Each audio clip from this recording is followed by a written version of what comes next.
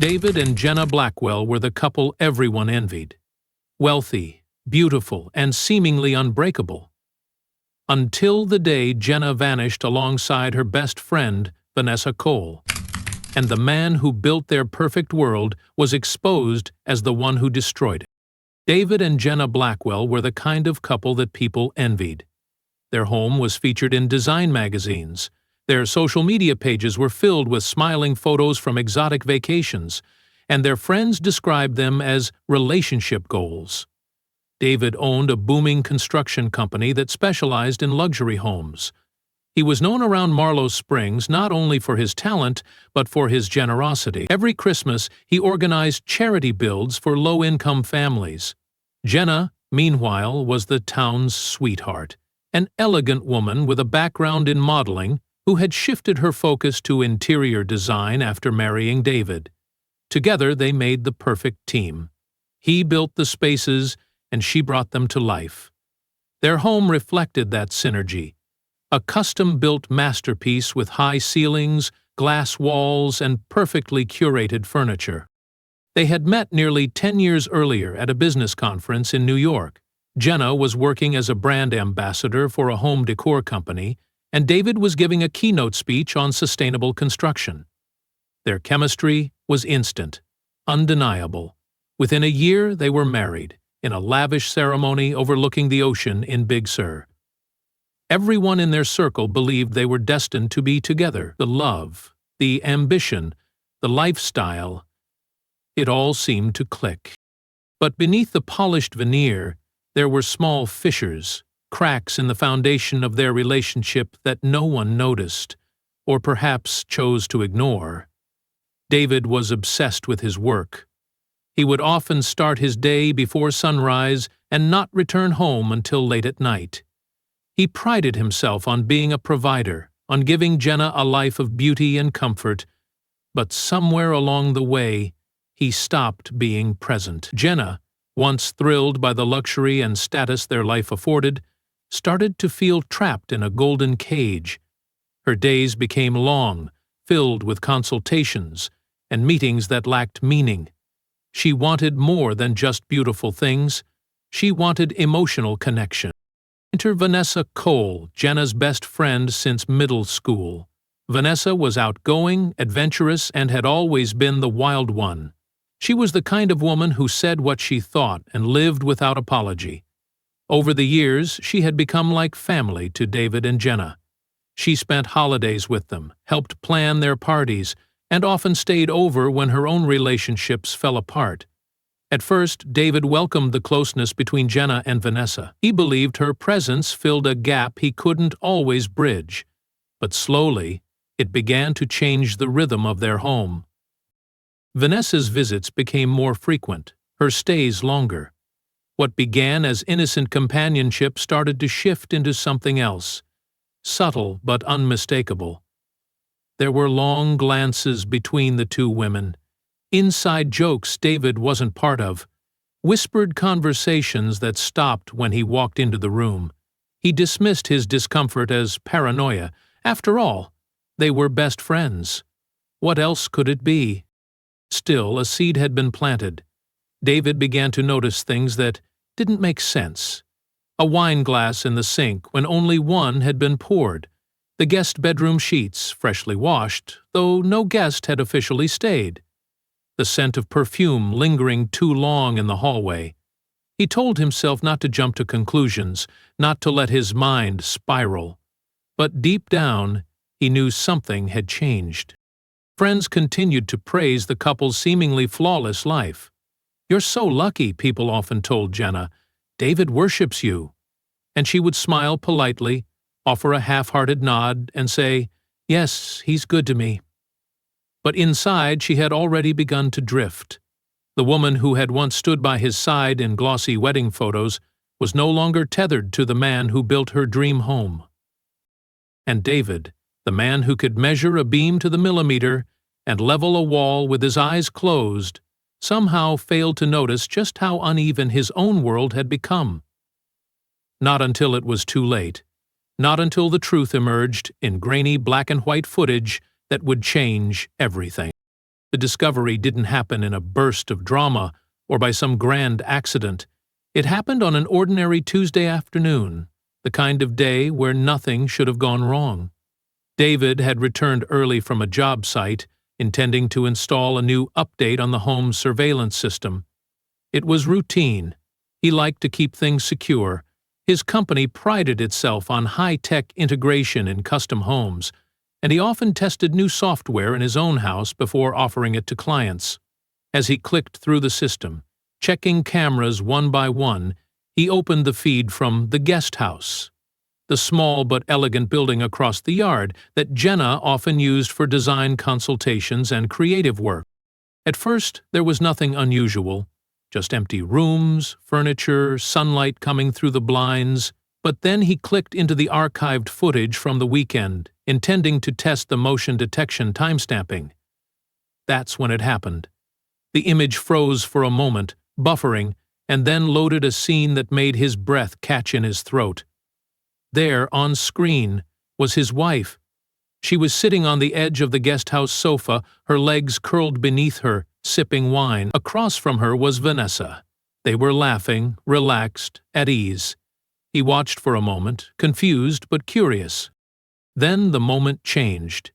Vanessa reached across the small coffee table and touched Jenna's hand. The touch lingered. Jenna didn't pull away. Instead, she smiled. A smile David hadn't seen in a long time. Vanessa moved closer, inch by inch, until the distance between them disappeared. There was no mistaking what happened next. David sat frozen, watching as his wife and her best friend shared an embrace that no amount of explanation could soften. The glass in his hand trembled, and a slow-burning heat rose in his chest. The video continued, but he didn't need to see any more. He closed the laptop and sat in silence, his mind spinning in 1,000 directions. The betrayal wasn't just physical. It was layered, intimate, cruel in a way he couldn't articulate. This wasn't a fleeting affair with a stranger. This was something deep. Vanessa, the woman who had spent birthdays and Christmas mornings in their home, the woman Jenna called her sister, had crossed a line that shattered everything. David didn't confront Jenna. Not that night, not the next day. He played the part of the oblivious husband. He kissed her cheek in the morning, brought her coffee in bed, asked about her appointments. She smiled and answered like nothing had changed, like the life she was living was still rooted in truth. But now, everything she did felt staged. Every word out of her mouth felt like a performance. He watched her more closely than ever before, searching for signs of guilt. But there was nothing. Either she didn't know he knew, or she didn't care. He started tracking her routines. When she left the house, when Vanessa came by, what time the lights in the guest house went off. He documented it all in a small notebook, hidden behind drywall in the garage, safe from even the most curious eyes. His thoughts became darker with each entry.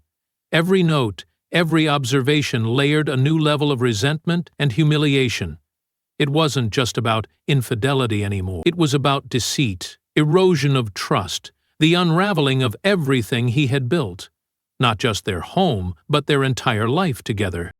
He looked back over their past and began to question everything. Every laugh, every touch, every inside joke between the two women now seemed like clues he had missed. He remembered their long weekend trips, the shared hotel rooms, the late-night wine sessions he once thought harmless. Was it happening all along? Had he been a fool for years, the last to know in a web of secrets spun right in front of him?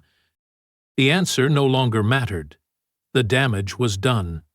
The truth wasn't something he could unknow. It was lodged in his mind like a splinter, impossible to remove. What was once a marriage of trust and admiration had turned into a stage for betrayal.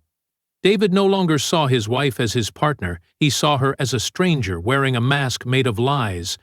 And Vanessa, the so-called friend, had become something even worse, a traitor within the walls of his own sanctuary. He didn't yell. He didn't cry. He didn't confront. He began to plan. Quietly, patiently, not out of rage, but with a cold, calculated resolve. If they were going to rewrite the rules of loyalty, then so would he, only his version would be written in concrete. The town of Marlowe Springs woke up to a wave of confusion when the news broke that both Jenna Blackwell and Vanessa Cole were missing. It wasn't immediately treated as an emergency. These were two grown women, close friends, known to take impromptu trips and spend weekends away. But as the hours passed and calls went unanswered, concern began to build.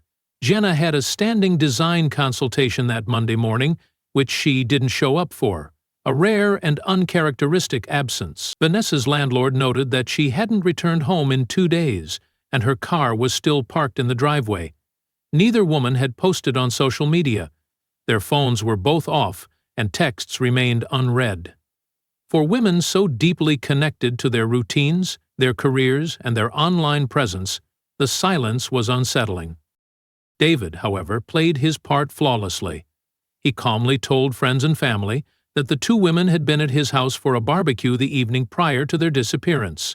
He recounted that they'd been drinking, laughing, maybe even arguing a little, but nothing out of the ordinary. Around sunset, he said, they decided to leave together for some girl time. He assumed they'd gone to the lake house Vanessa sometimes borrowed from a friend, or taken off for a last-minute spa weekend like they had in the past. When asked if he was worried, he shook his head. "They'll be back soon," he told everyone. "They just needed space." Behind that calm demeanor was a carefully crafted facade. David had thought this through long before it happened. He knew that sudden emotional reactions would raise suspicions. So he kept himself busy. He continued working on his latest construction site. He posted normal updates to his company's Instagram. He even made sure to follow up with Jenna's assistant to reschedule her canceled meetings, making it seem as though everything was business as usual. No panic, no fear. Just another week in the life of a busy husband. The police launched a preliminary investigation once both women were reported missing officially. Officers conducted interviews, searched their known hangouts, and pinged their last phone locations. Oddly, both signals went dead within minutes of each other on the same night, an anomaly that suggested something more than just a spontaneous trip. Yet without signs of struggle or evidence of foul play, investigators found themselves stalled. There were no witnesses, no threatening messages, no suspicious purchases. And David had an answer for everything, his voice steady, his timeline matching the evidence. What no one realized was that the home David and Jenna shared held its own secrets, silent, immovable ones. In the backyard, beyond the manicured hedges and expensive patio furniture, stood the guest house. It looked empty, untouched, but David had cleaned it meticulously, every surface wiped, every trace of what happened inside erased with industrial precision. He had done construction long enough to know how to cover things up, how to make something look untouched when it had been anything but. And while the guest house was silent, something else was in motion. On the outskirts of town, just a few miles from the main road, David's company had broken ground on a new commercial warehouse project. It was set to be a storage facility with large concrete slabs and steel framing. David oversaw the entire build himself, and no one questioned it. He was the boss, after all. He worked late into the night, even when no one else was around. When one worker asked why he was pouring part of the foundation after hours, David told him the mix had to be laid before a forecasted rainstorm. It sounded technical, logical, nothing suspicious. The foundation pour went ahead. It was smooth, solid, and sealed within hours. To any observer, it was just another day on a job site, but David knew better. He knew that beneath that thick layer of concrete lay a secret that no one would discover. At least not for a while. He had built the slab himself, packed the ground, lined it with lime, wrapped everything carefully. There were no fingerprints, no blood, no evidence to chase, just silence. Cold, permanent silence. The kind that only concrete could hold. The break in the case came not from a detective's intuition or a forensic breakthrough, but from an anonymous tip. It arrived quietly. An unmarked envelope slid into the mail slot of the Marlowe Springs Police Department late one night. Inside was a single sheet of paper with typed words and coordinates. No explanation, no return address, just one sentence. Check the southeast corner of the new foundation at Blackwell Industrial Site. At first, officers didn't know what to make of it. The lead was vague and strange, but given the pressure mounting from the public over the disappearance of two prominent women, the department decided to follow it. David was cooperative when questioned.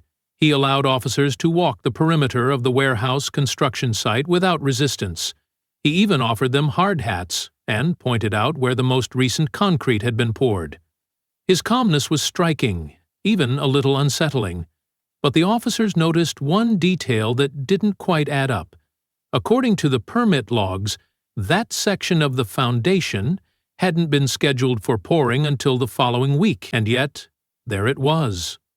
Smooth, hardened, and fully cured. When they inquired further, David explained that the schedule changed due to expected rain. It was a logical answer. A convenient one. Still, the investigators decided to bring in a ground-penetrating radar unit to scan the foundation. It was a slow, tedious process, and initially nothing stood out. But when they reached the southeast corner, exactly where the tip had directed them, the radar picked up anomalies. Dense pockets beneath the slab that did not match the rest of the concrete. It was enough to secure a warrant. The excavation began the next morning, and by afternoon the machinery struck something unnatural. As the concrete was broken and peeled away in chunks, a sickening smell rose from the exposed earth. Officers switched to hand tools, working carefully. What they uncovered would haunt them for years. Two human-sized bundles wrapped in industrial-grade plastic, tightly sealed with construction tape and coated in powdered lime. The bodies were buried side by side in a shallow trench beneath the slab, positioned with chilling precision. Even in death, David had kept them together. The forensic team worked quickly to recover the remains and transport them to the state crime lab. The identification was swift and conclusive. Jenna Blackwell and Vanessa Cole had been found. Both had suffered blunt force trauma to the head. There were no defensive wounds, no signs of a struggle. They had been killed swiftly, possibly even while unaware of what was coming. The town erupted in disbelief. The man they had once trusted, admired, and celebrated had committed a crime so cold, so calculated, it shattered the illusion of everything they thought they knew. The home builder who gave generously to charity, who attended church every Sunday, who smiled in every family photo, had buried two women under a foundation he poured himself. David was arrested that same evening. He did not resist. He did not cry. He simply asked for a jacket and walked to the police car without saying a word. News vans swarmed the site, and within hours the story made national headlines. Reporters dubbed it the concrete tomb case. People demanded answers, trying to understand how someone so respected could commit such horror. Inside his home, detectives found further proof of David's careful planning. Receipts for lime, plastic, and tape were located in a folder in his office drawer. Security footage showed that he'd driven to the job site alone on the night in question. Most damning of all, hidden in a USB drive in his toolbox was backup surveillance footage from the guest house, unedited and complete. The image of his wife and her best friend embracing was frozen on the screen when the investigators opened the file. That moment of betrayal, captured forever, was the seed that bloomed into murder. David hadn't acted in rage. He had calculated every step, built a plan as precisely as he built his homes, and carried it out with methodical cruelty. He had buried the truth in concrete, believing no one would ever uncover it. But secrets, no matter how deeply poured, have a way of cracking through the surface. The courtroom was packed. Every seat was filled, and still more people stood in the back, craning their necks for a glimpse of the man who had shocked the town to its core. David Blackwell entered in a gray suit, hands cuffed in front of him, his face unreadable. He didn't look like a killer. He looked like the man who had once sponsored the local youth baseball league and donated supplies to rebuild the elementary school. But now, his legacy was gone, replaced by a story so grotesque it felt like fiction. His wife and her best friend had been buried beneath his latest construction project, encased in concrete like discarded building materials. Prosecutors built their case meticulously. They presented a timeline supported by security footage, purchase records, and GPS data from David's phone. Every step he took in the days leading up to the murder was documented. He had bought lime, heavy-duty plastic, reinforced tape, and extra cement. He had altered the worksite schedule. He had faked casual conversations with colleagues and neighbors, all while carrying out a deadly plan. The journal found hidden behind the drywall in David's garage became the centerpiece of the prosecution's argument. Page after page detailed his emotional descent.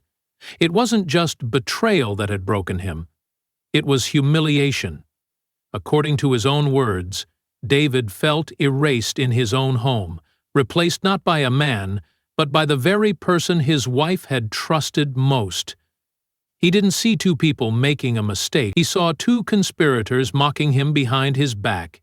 His entries grew colder over time. Shorter sentences, focused thoughts, less emotion, more logistics. It was a map from heartbreak to murder. But the most chilling detail came from the USB drive discovered in his toolbox. It contained the unedited footage he had first seen, the video of Jenna and Vanessa in the guest house. In court, it wasn't shown in full, but the jury was told what it contained. A brief clip was played, muted and grainy, showing the two women in a quiet, tender moment. To most, it was not a scene of wickedness. It was sad, intimate, and human, but to David it was the moment his world collapsed. That clip, in his mind, justified everything. The defense team tried to argue mental instability. They claimed David suffered a psychological breakdown, triggered by the overwhelming emotional weight of betrayal.